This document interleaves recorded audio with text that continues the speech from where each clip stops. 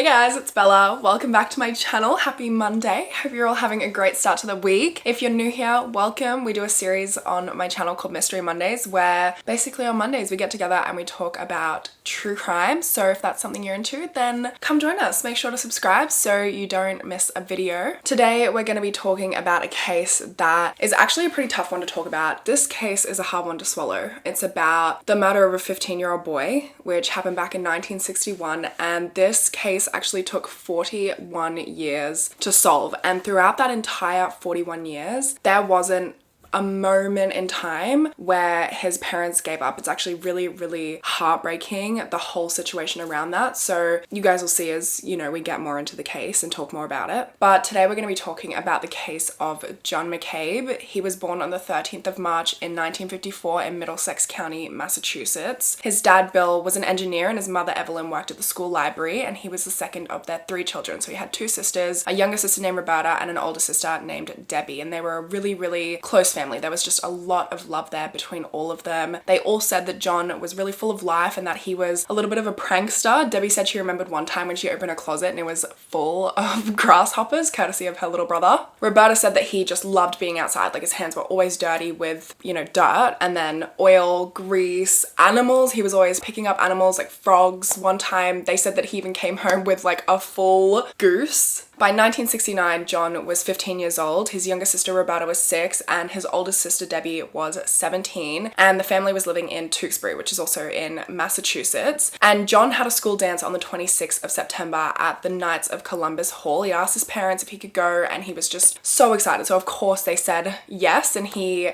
got all ready, he had a shower, he did his hair, he used his dad's aftershave, even though, he was a 15-year-old boy, he didn't shave yet. He spent all afternoon getting ready for this dance. He head out that night and the dance was meant to finish at 11 p.m. So he was expected home by at least or by latest midnight. By about 11 p.m. his mother Evelyn is checking out the window for him, waiting for him to come home, but by midnight he still wasn't there. So she left, she jumped in her car, she drove to the school, and she was driving around the school calling John's name, but there was no sign of him. So she ended up driving through all of the streets surrounding the school, just yelling out her window, calling for John, and there was nothing. There was no sign of John anywhere, and she just had this gut feeling that something wasn't right, that something had gone wrong, and she just started to pray. She spent that night just praying that he was okay. The next day, on the 27th of September, 3 young kids were cutting through a vacant dirt lot on Maple Street in the nearby town of Lowell, which is only like a 13-minute drive from Tewksbury. As they were cutting through this dirt lot, they came across the body of 15-year-old John McCabe, which on top of everything else, on top of how horrific it is that a 15-year-old boy has been murdered, I cannot imagine how traumatizing it would be for these young children to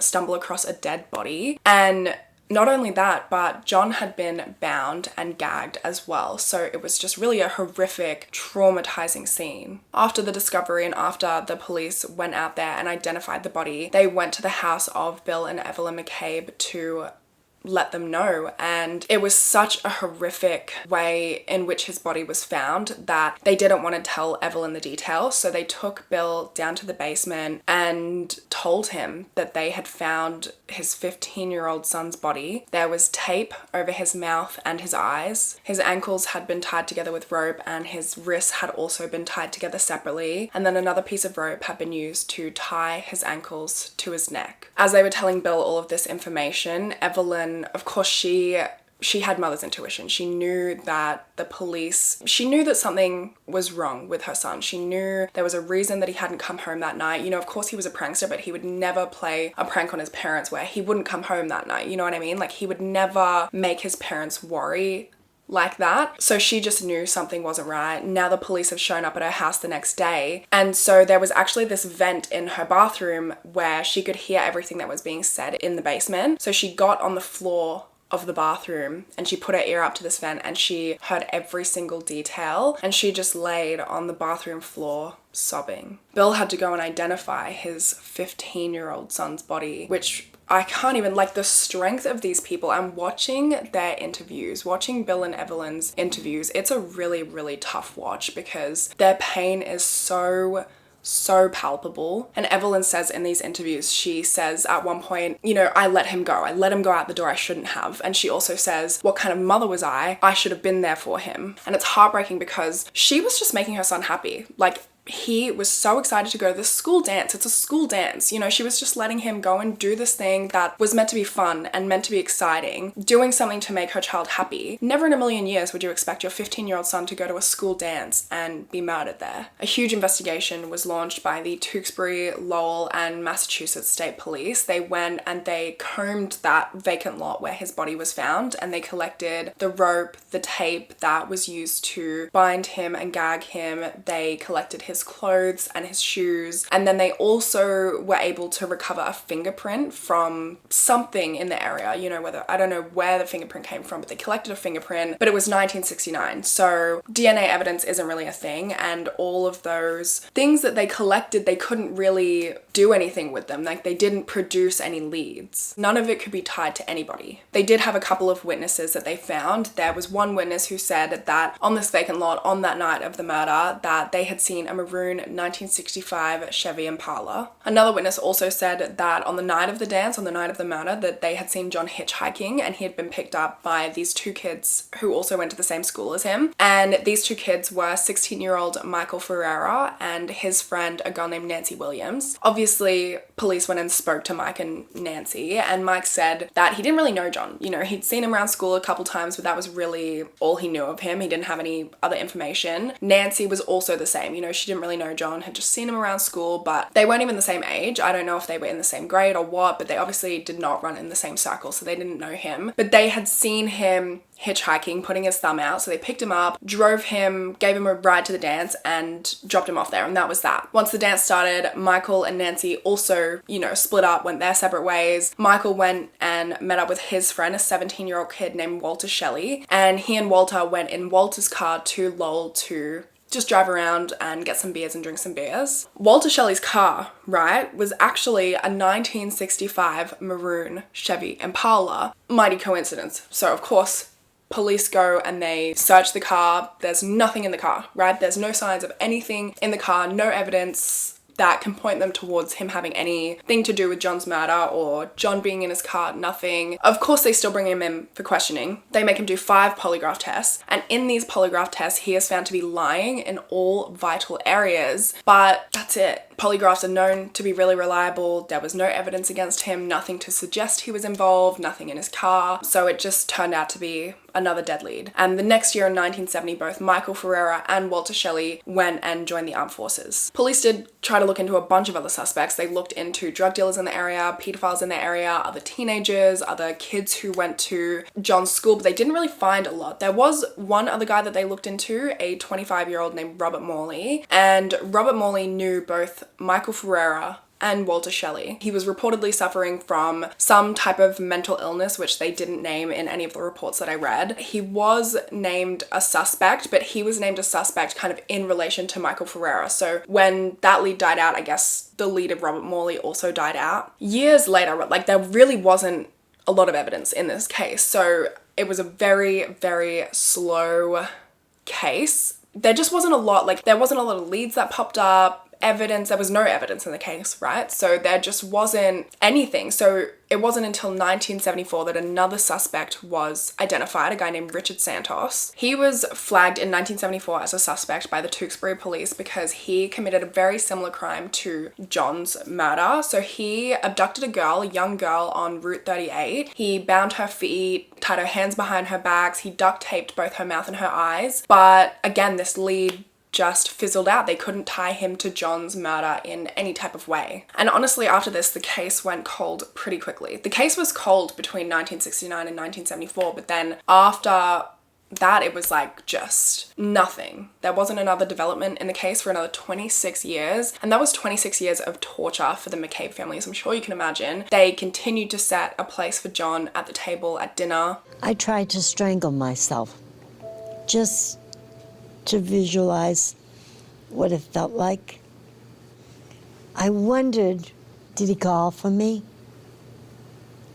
What kind of a mother was I? I wasn't there for him. I don't think I've had a whole night's sleep since it's happened. John's dad Bill also wrote a story about John's life, his entire short 15 years that he had on this earth, his life and his death, because he wanted to have a record of John and have a record of his life. He wanted to hold on to him and he wanted to hold on to his memory. I think we have a right to be proud of him, yeah? I always visualized him as being a big shot somewhere. John Joseph McCabe, my son JJ, But I never got to see any of those things. Evelyn actually, throughout this whole time, throughout this entire 26 years and beyond, like throughout her entire life, she held on to some of John's money that he had as a memory of him. I almost put it in the casket with him. And then I thought, no, I'll just keep it with me. And when I see him again, I'll give it to him. Bill and Evelyn prayed every single day that they would get justice for their son, and they never gave up hope. They never gave up trying. They never gave up trying to get this justice for their son. Bill was always on the phone to the police. He was always calling the police, trying to make sure that they remembered John, that they continued to look into his case. He, was just always trying to keep his case and his memory alive. And he was tireless in his efforts over all of these years. 26 years with no development, and they never gave up. Eventually in November of 2000, there was actually a development in the case, and this development came from one of John's childhood friends that he went to school with, a guy named Jack Ward. He had promised Bill when he was younger that he would tell Bill if he found out any or heard any information about John's murder, because obviously Jack knows people that knew John, he probably knows somebody that knows what happened to John, right? So he promised he would always keep an ear out for anything. And that's exactly what he did when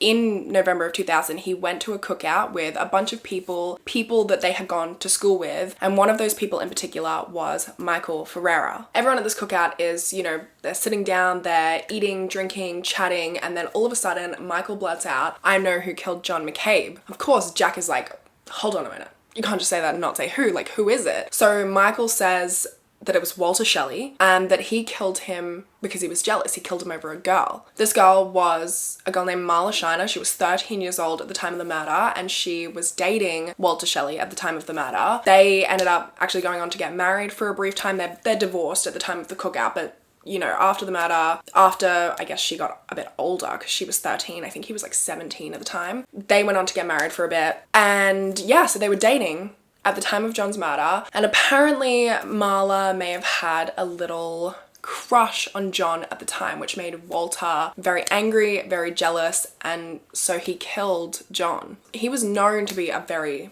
jealous guy, but that is like extreme. Jack, of course, after hearing this, goes and tells Bill, and Bill writes these names down, and he called the police and told them, and the police really didn't take it seriously at first. It took another 3 years and many, many, many more calls for Bill for the police to actually go and question Walter Shelley and Michael Ferreira about this. It wasn't until 2003 that they went and questioned Michael. They showed up at his house. He was living in Salem in New Hampshire, which is about 25 kilometers or 16 miles from Tewksbury. He was a forklift operator, and he was living there with his now wife, Nancy Williams, so the girl who he'd been with in 1969 when they picked John up on the night of the dance. Now, Michael had a very different version of how the cookout conversation went. He said that on that night, Jack had had a few too many drinks, and he was going around saying, "Shelley did it, Shelley did it, Shelley did it," about John's murder. And Michael reckons, just to shut him up, he said, "Yeah, he did." Or, "Yeah, he probably did." He claims that he never said anything about Marla Shelley or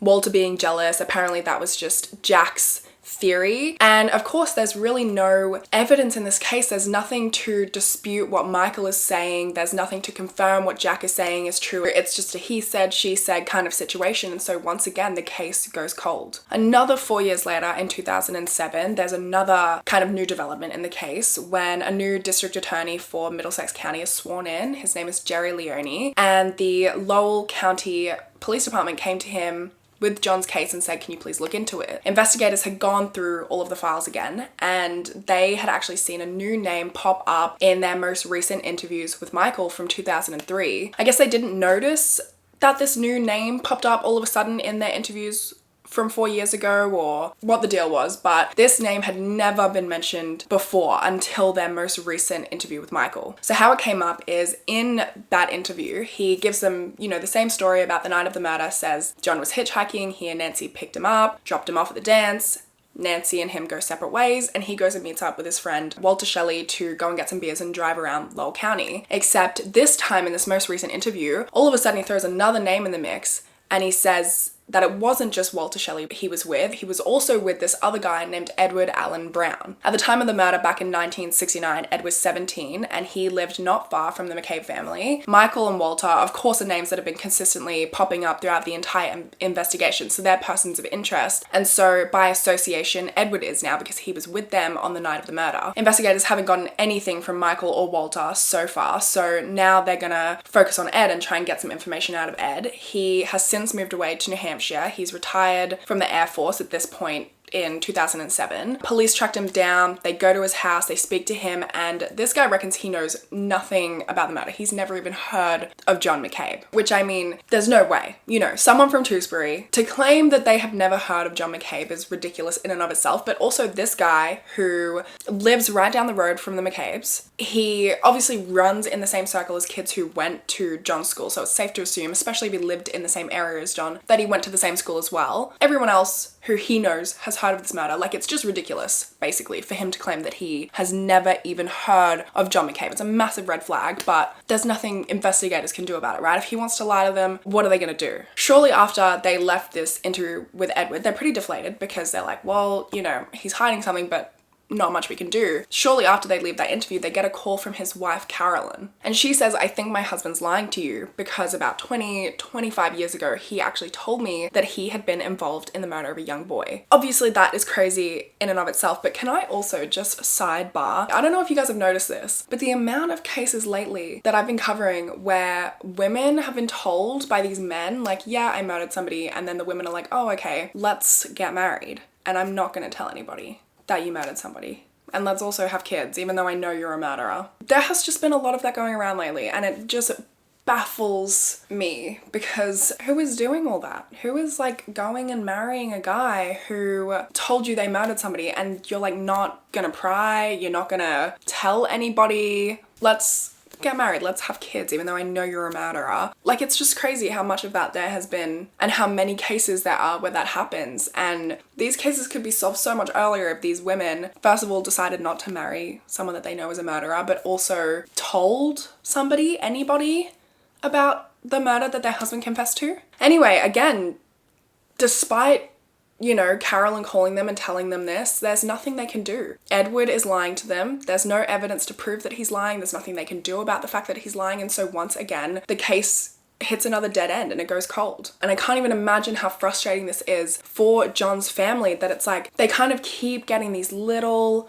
glimmers of hope here and there, and then the case just goes dead and nothing comes of it again and again and again over all of these years. And even after all of these years, they are still fighting for justice for their son, fighting for answers. They are taking all of these minor leads and these little bits of hope that are given to them by these minor leads, and it just must be so exhausting. Finally, in 2011, a new detective is assigned to this case who feels the same way as the McCabe family. She wants justice for John, and she is going to do whatever she can to get it. Her name is Detective Linda Coughlin, and even after all of these years, she managed to give the McCabe family hope again, and she put her everything into this case. And so the case really took off once she got involved. She zeroed back in on Ed and went out to New Hampshire to interview him. She interrogated him twice. She gave him a polygraph, which he failed. And then when he failed this polygraph, he just totally comes clean. He admits that he was there when Michael Ferrera and Walter Shelley killed John McCabe. And thanks to his confession, on the 15th of April in 2011, so nearly 42 years after the murder of 15-year-old John McCabe, Edward was indicted for manslaughter. Walter Shelley and Michael Ferrera were indicted for first-degree murder. Of course, Bill and Evelyn are notified right away, and they were just in complete shock. Like, Bill just keeled over the table and started crying because for 42 years he had been fighting for this day. He never gave up over 42 years. And now finally, you know, all of his efforts have paid off. There have finally been arrests in his son's murder. He's finally going to get justice for his son. One officer said, quote, "Mr. McCabe held our feet to the fire. He never let us forget John McCabe's murder." And what's more as well is that these guys, Michael Ferrera, Walter Shelley, the guys who have been arrested, their names were actually in John's Book of Mourners. So they had gone to John's wake and his funeral. It took another 2 years for their trials to start. They were tried separately, Michael and Walter, and Ed actually never went to trial in the end because he took a deal where he wouldn't get any jail time, and in exchange he would testify against both Michael and Walter because, of course, you know, there wasn't really a lot of evidence in this case. They never would have solved it if Ed didn't confess, so he was their star witness. Michael Ferrera's trial began in January of 2013. Ed testified against him on the 18th of January, and this was the first time the details of John's murder had ever been shared publicly. So he claimed that on the night of the murder, on the night of the dance, he was at home watching TV when at around 10:30, Michael Ferrera and Walter Shelley showed up at his house and they needed his help with, he didn't even know what until he got in the car with him. They just said, "We need your help." He's like, "Sweet, let's go." Gets in the car, in Walter's car, the 1965 maroon Chevy Impala, and they start driving towards the Knights of Columbus Hall where the dance is being held. And as they're driving towards the dance, that's when they tell Ed what they need help with, what their plan is. They basically want to go and find this kid who had been messing around with Walter's girlfriend Marla, and they wanted to teach him a lesson for doing that. At some point on their drive, Michael spots John with his thumb out trying to hitchhike, and he says, there he is. So they pull up next to him. Michael gets out of the car from the front passenger seat. He grabs John and he shoves him into the back seat of the car with Ed, and then he goes back around and gets back into the front passenger seat of the car. He's facing back towards the back seat and he's trying to like slap and smack John up from the front, and John has his arms in front of his face, you know, trying to prevent this from happening. They're driving towards that abandoned lot on Maple Road in Lowell, and that's where they pull up. At this point, Edward pushes John out of the car and he's just like, thinks he's helping Michael and Walter sort of rough this kid up. He thinks they're just going to slap him around a little bit. Michael and Walter then trip John up and they get him on the ground while Ed and Walter hold John down while Michael tied him up. Edward said in his testimony, quote, "Michael tied his ankles, then went around and tied his wrists together. Then he took another piece of rope around his ankles and attached it to his neck. They had put tape on his mouth. John's squirming, wiggling, trying to get out. He's lying on his belly with his legs up in the air and his head turned sideways. Then they said, 'This'll teach you to mess with Marla anymore.'" Ed claims after this point they got back in the car and they left John there, tied up, taped up, and they just left. They went and they drove around drinking beers until eventually Ed said to them, you know, we should go back and we should let him go. So eventually they do go back and Michael and Walter get out of the car. They go over to John. They're there for all of 30 to 45 seconds before they very quickly get back into the car, drive away, and they turn around and tell Ed that he wasn't breathing anymore. And that's because John had died of strangulation. After this, they drove Ed back home, and Ed he said he couldn't really remember what he did after they dropped him off. He thinks he just went up to his bed and cried, and he said that he kept this a secret for the last 41 years because he was scared of Michael, because Michael apparently had threatened to kill him if he ever told anybody. In response to this whole story that Edward has testified to, Michael says, "Brown's a freaking liar, and I mean, they know that. According to the prosecutor, he's been to Iraq and Afghanistan 5 tours. Maybe he's got something wrong in his head." And even by the way in which he said that, like his tone in which he said that, like, you guys, he is insane. Now, over the next 2 days, Ed was cross-examined by Michael's defense attorney, and to say that it didn't go well is probably an understatement, because he really cracked at the slightest bit of pressure. He admitted to lying under oath. Let me just read you guys a little bit of how this testimony went, because it was really bad. So the defense says, "Mr. Brown, you've lied under oath when you're scared, right? Yes. You've lied under oath when you're nervous, right? Yes. You've lied under oath when you're frightened, right? Correct. You still can't get your facts straight, can you? No.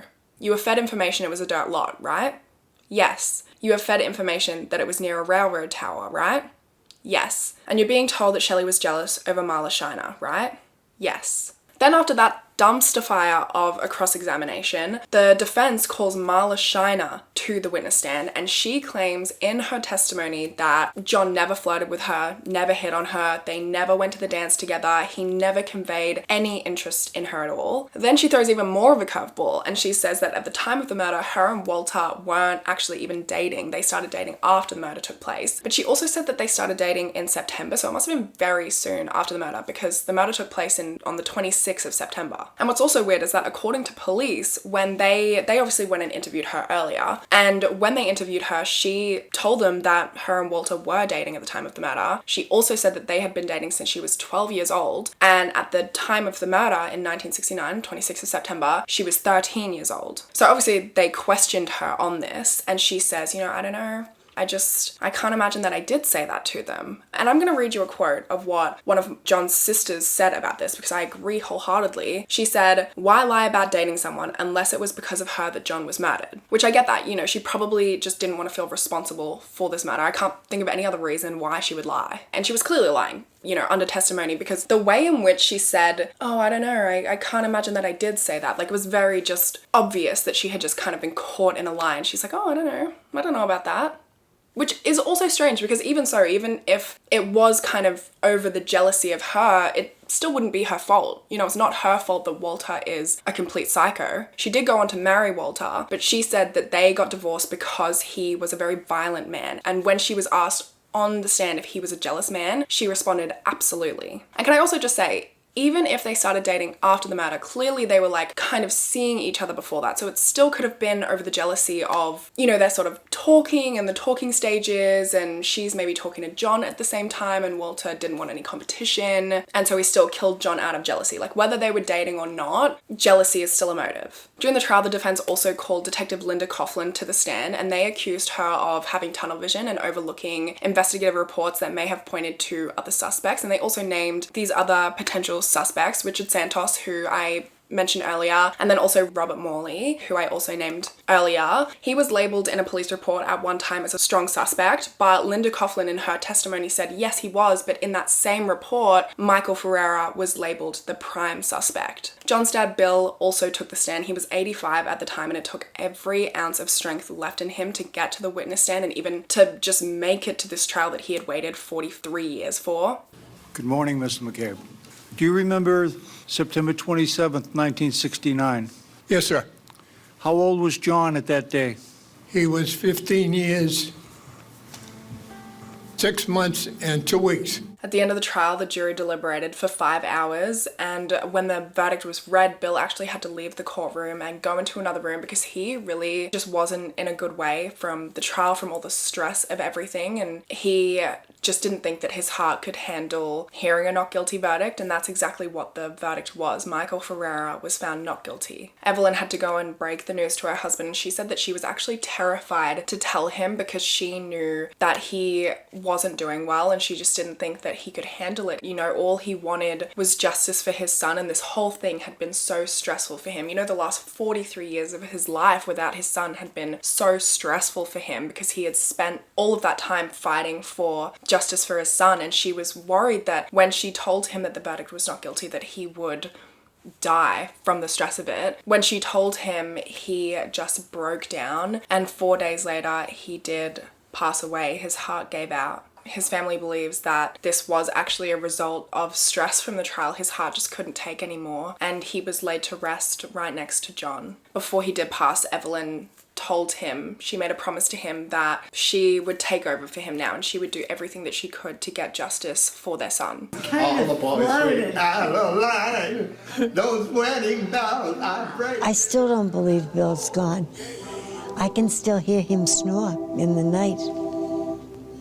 And then I feel the bad he's not there. Walter Shelley's trial began 7 months later on the 3rd of September in 2013. He was now 61 at the time of his trial. He was remarried, and he had actually been living just a few miles from the McCabes ever since. His trial was pretty much the same as Michael's, same evidence, same witnesses, Pretty much everything was the same, except this time, after 2 days of deliberation, the jury found Walter Shelley guilty of first-degree murder. Evelyn actually wasn't in the courtroom when this verdict was read because she had to leave the courtroom this time because she was so afraid of also hearing another not guilty verdict. You know, everything was the same. The entire trial was exactly the same, and she just couldn't handle another verdict of not guilty, but it wasn't. He was found guilty of first-degree murder and he was sentenced to life in prison. When John's sister Roberta heard the verdict read out, she was in court and she said, "My father would be proud. We got one of them." But unfortunately, Bill never got to see that. He never got to see this killer go to prison for the murder of his son. He only got to see one of the killers walk free. He never got the ending to the story that he wrote about his son's life.